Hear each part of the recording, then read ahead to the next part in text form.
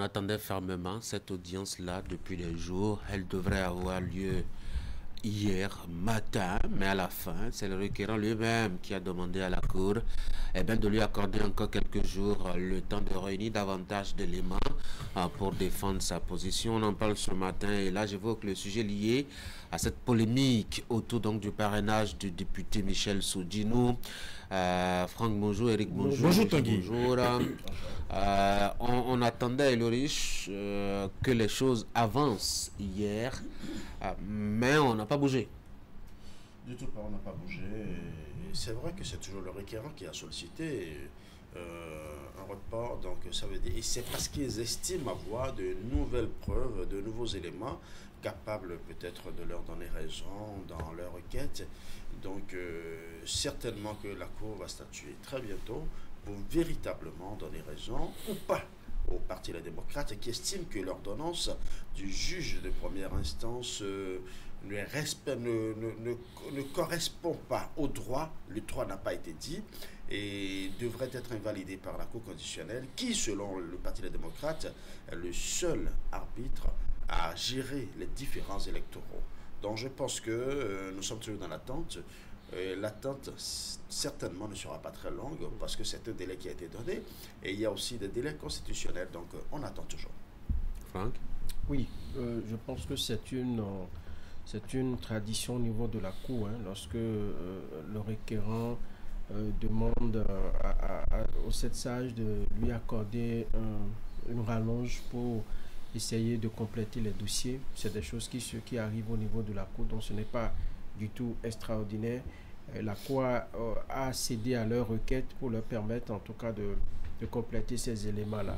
Et donc c'est devant la Cour, il va falloir que vous défendez votre position, ce qui est tout à fait normal. Et si le Parti Les Démocrates estime que les éléments évoqués en portant le dossier devant la Cour, qu'il fallait renforcer ces éléments, qu'il fallait les compléter et en rajouter d'autres, donc c'est libre au Parti Les Démocrates.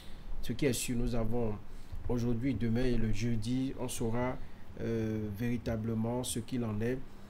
Cette décision-là, vous l'avez dit, on attendait que les choses avancent. Donc tout le monde attend ça impatiemment et on veut voir le bout du tunnel pour savoir véritablement à quoi doivent s'en tenir les militants, les responsables du parti, les démocrates. C'est de bonne guerre et devant le juge n'a qu'une seule façon de départager, c'est de dire le droit et d'interpréter les textes pour dire, écoutez, dans tel ou tel cas, voilà ce qu'il faut dire. Donc, on attend tous et on retient nos sous pour voir ce que dira la Cour le jeudi prochain.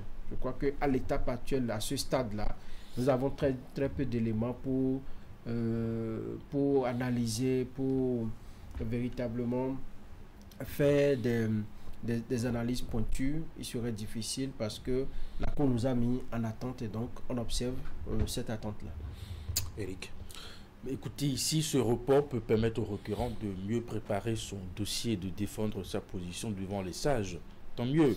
Si ce report peut permettre justement aux partis, les démocrates, comme eux-mêmes l'ont signifié, d'ajouter des éléments assez probants, de sorte à permettre aux sages de la Cour de disposer encore d'autres éléments afin que l'appréciation des sages soit juste.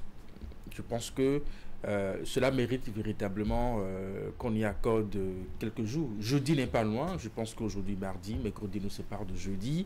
Donc, le rendez-vous aura lieu et peut-être que cette décision qui est attendue d'une façon ou d'une autre sera rendue et va permettre à tous les acteurs de savoir à quoi s'en tenir et relancer sans doute dans une certaine mesure le débat sur la réelle participation du parti Les Démocrates à cette élection présidentielle qui est très importante, en tout cas pour eux, mais aussi pour le camp de la mouvance, parce que j'entends dire que on piaffe des patiences pour que ce duel d'idées de projet à projet ait lieu. Donc si c'est dit avec toutes les bonnes intentions, toute la bonne volonté, je pense que les sages de la Cour devront donc sur la base des éléments qui leur seront donnés, rendre une décision et permettre à tous les concitoyens de se faire une idée. Est-ce que les démocrates pourront participer à cette élection? Si oui, les raisons, sinon les raisons. Mais je continue toujours de le dire que à côté de ce qui va se jouer du côté de la Cour constitutionnelle, ne perdons pas de vue le fait que le ver est dans le fruit et que Sodinou n'entend pas démordre et continue justement de porter des accusations sur le fonctionnement du parti, sur la façon dont le choix a été fait. Et cela serait, en tout cas, ces éléments de motivation qui l'ont amené à s'inscrire dans cette position que d'aucuns qualifient de traite, de renégat et de tout ce qu'on peut lire sur les réseaux sociaux et dans des déclarations parfois à peine voilées de ses camarades. Allez, on va changer de sujet. Hein. Je propose qu'on, en attendant, en tout cas que la Cour nous situe, qu'on analyse quelque peu sa décision et les pièces qu'on lui a fournies pour lui inspirer sa décision jeudi. Je vous propose qu'on passe à une autre actualité, celle-là assez singulière, particulière en tout cas, et qui se passe loin des terres béninoises. Il s'agit justement de la première journée que va passer l'ancien président Nicolas Sarkozy en prison. C'est aujourd'hui que démarre justement son séjour carcéral. Lui qui a été condamné dans plusieurs affaires, dont la toute dernière à 5 ans de prison ferme, Franck. On dit là-bas que la justice est impartiale, mais le condamné crie à la manipulation et à la persécution. Oui, et avec lui, certains médias, j'ai suivi RFI aujourd'hui qui a fait un peu le tour des médias qui ont publié des articles. Les gens ont dit que Nicolas Sarkozy perd sa liberté, mais que la justice aurait perdu également sa crédibilité. Les avis sont partagés. C'est vrai que certains médias disent, écoutez, c'est le droit qui a évolué, c'est, disons, la démocratie qui a triomphé, parce que quand vous êtes chef de l'État, vous êtes président de la République, vous ne pouvez pas vous donner toutes les largesses. Vous n'êtes pas Dieu. Vous n'êtes pas Dieu. Et donc, quand vous êtes dans cette fonction-là, c'est encore plus sensible et plus délicat que d'autres fonctions, parce que vous êtes tenu vous êtes garant, voilà, de l'application stricte de la loi. Et c'est d'ailleurs le serment que font les présidents quand ils sont investis. Donc, lorsque vous arrivez au pouvoir et vous pensez que il vous est tout permis, vous pouvez faire ce que vous voulez, les faits qu'on reproche à Nicolas Sarkozy, lorsque vous écoutez les témoignages, lorsque vous lisez un peu l'histoire, c'est que quelque part, il a fauté. Donc, devant la justice, quand les éléments d'appréciation sont là, la justice ne peut que rendre le droit. Et c'est ce qui a été fait. Je pense que pour les leçons à tirer, voilà, ça peut amener des gens à revoir un peu leur posture. C'est le peuple qui vous élit, qui vous donne un mandat. Et lorsque vous êtes là, il faut soigner, il faut contrôler vos actes. Vous êtes président de la République, vous n'êtes pas, comme vous l'avez dit tout à l'heure, Dieu. Et vous allez descendre un jour, ce titre-là, vous allez le porter comme ancien et vous devenez un citoyen qui peut aller devant la justice et tout. C'est peut-être un bel exemple, mais lorsque, vous voyez un peu le titre qu'il a porté, vous voyez, disons, le niveau qu'il a atteint dans la responsabilité, dans la gestion de l'État, on se dit, écoutez, est-ce qu'on ne pouvait pas trouver une autre façon de le punir, de le châtier? Mais vous avez vu, les peines ont évolué de façon quelque peu graduelle. Il est allé de bracelets électroniques et tout ça. Mais ça, il y avait des éléments qui le confondaient sérieusement. Je dis bravo le droit, bravo la justice. Et il faut que cela serve d'exemple au monde entier. Pour dire que, écoutez, quand vous êtes dans votre fonction, il faut faire les choses avec beaucoup d'orthodoxie. Quand on voit un peu toutes ces affaires dans lesquelles le nom de Nicolas Sarkozy a été cité, est-ce que véritablement on ne peut pas avoir des doutes quand il y a des gens qui disent que c'est une persécution? Quand on voit, je dois dire, le scandale avec les écoutes téléphoniques, le scandale autour de l'ancienne plus riche de France, cette femme d'affaires autour de laquelle, en tout cas, il y a eu en tout cas cette affaire encore. Quand on parle du dossier libyen avec le financement, la campagne électorale, et il y a bien d'autres affaires dans lesquelles Nicolas Sarkozy a son nom qui circule déjà. Est-ce qu'il faut vraiment dire qu'il y a quelque part une persécution là? Vous savez, il faut croire qu'entre le continent africain et puis la France, les réalités ne sont pas si différentes. Vous savez, dans une bataille juridique qui implique une personnalité de la République, il y a toujours ce narratif qui tente de présenter la justice comme un mécanisme à deux poids, deux mesures. Il n'y a que quand il y a des dossiers qui touchent les acteurs politiques que systématiquement on pense que la justice est aux ordres, la justice est influencée, et que quand la justice finit par rendre une décision, on n'est pas sûr, on a des doutes. Vous savez, les exemples que vous avez évoqués, Tanguy, vous avez bien d'autres dossiers dans lesquels Nicolas Sarkozy a été relâché par la même justice qu'il a été condamné. Alors pourquoi, quand la justice prononçait ses décisions, justement, dans ces dossiers, on n'a pas trouvé que la justice était, je dirais, manipulée? Pourquoi n'a-t-on pas trouvé que ces décisions rendues et qui innocentaient Nicolas Sarkozy dans ces dossiers, on n'a pas trouvé justement qu'il y avait des doutes sur cette décision rendue? Et dans cette même affaire avec la Libye, souvenez-vous qu'il y avait d'autres chefs d'accusation et pour lesquels Nicolas Sarkozy n'a pas été condamné, parce que ce pourquoi il a été condamné, c'est association de malfaiteurs et tout ce qui va avec. Absolument. Voilà. L'affaire de financement qui a d'ailleurs largement débordé les comptes normaux prévus, etc. Je pense qu'avec ce que nous connaissons de l'État français et de la façon dont souvent avec minutie ces enquêtes se mènent, parce que moi je me dis quelque part la France n'aurait jamais permis à une justice de mettre comment on dit, de salir l'image d'une république, si tant est que effectivement il n'y avait pas des éléments à charge contre la personne de Nicolas Sarkozy. Et je pense que bien au-delà de cette condamnation, c'est un système qu'on a condamné.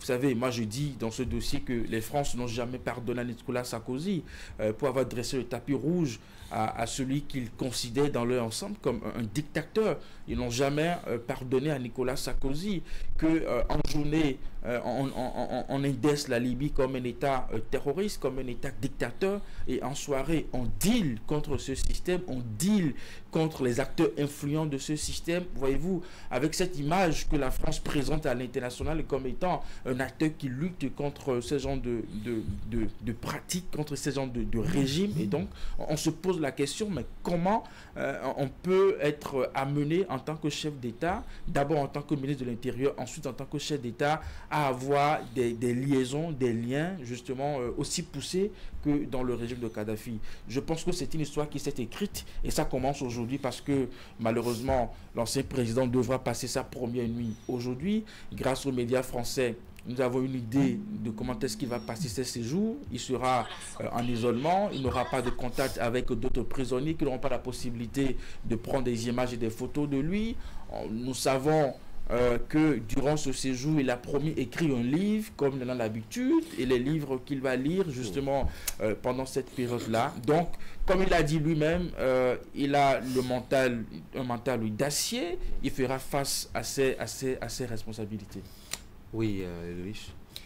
Oui, vous savez, c'est normal que quelqu'un estime que le droit n'a pas été dit et que l'autre cas estime que le droit a été dit. Ça a toujours été comme ça.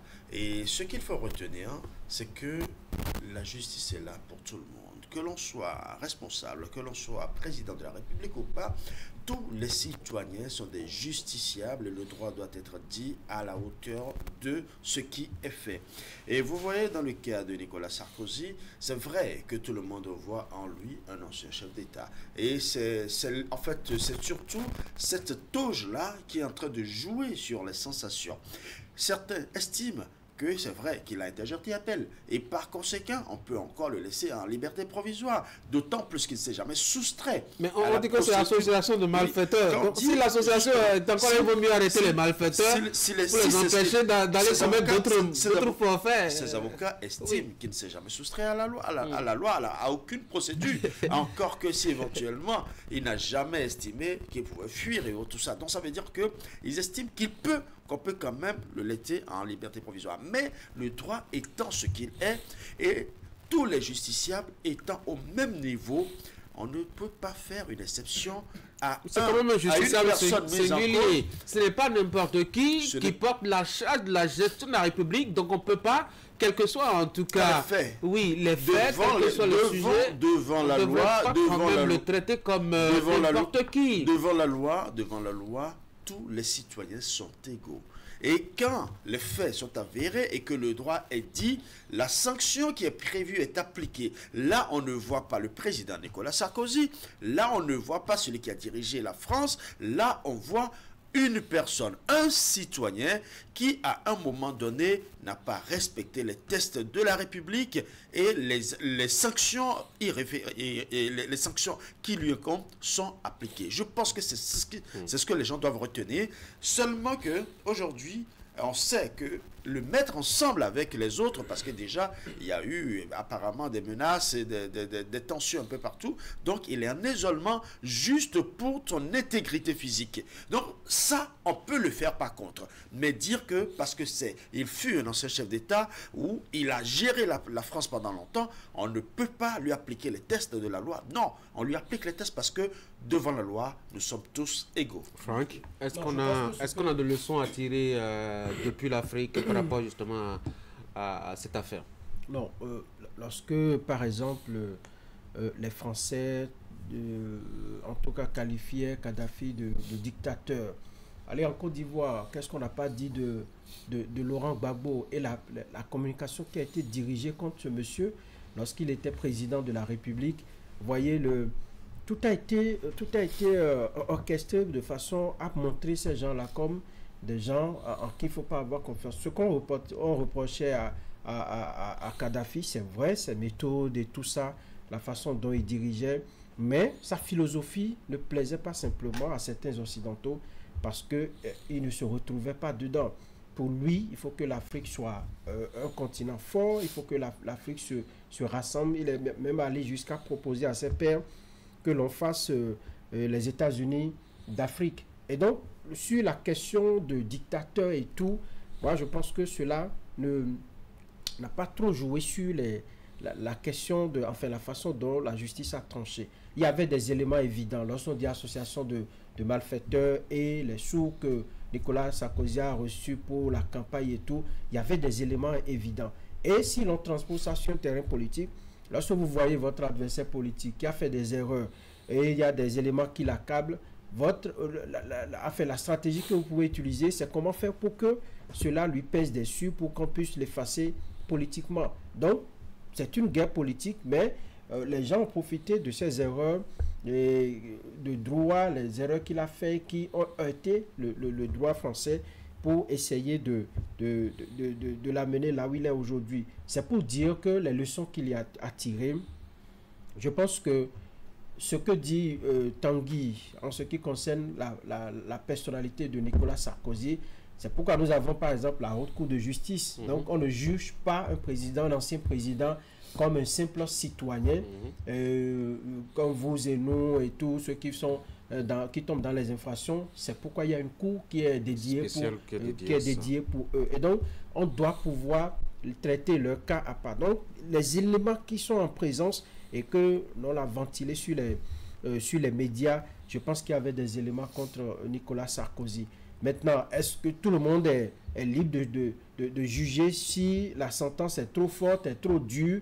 C'est libre à nous. Lorsque la justice rend sa décision, vous interprétez comme vous voulez. Mais ce qui est sûr, il a gagné dans certaines affaires, Eric l'a rappelé tout à l'heure, et dans celle-là, on a trouvé qu'il était en plein dedans, qu'on ne pouvait pas du tout l'acquitter. Oui. Je pense que la grande leçon à tirer, c'est que lorsque le droit vous posez des actes, soyez sûr que cela peut vous rattraper si cela n'est pas conforme aux tests qui régissent la République. Parce qu'un président, c'est celui-là qui a d'abord la première notion à avoir, c'est la notion de la République, de la nation et de comment garantir l'exécution et la parfaite exécution des lois. Lorsque vous arrivez à enfreindre à ces lois, c'est que vous passez devant la justice et la justice vous châtie. Oui, Eric. Oui, il pourra dire merci à son statut parce que c'est aussi en fonction de son statut que Nicolas Sarkozy ne va pas puger sa peine au milieu d'autres détenus. Je pense que la cellule qui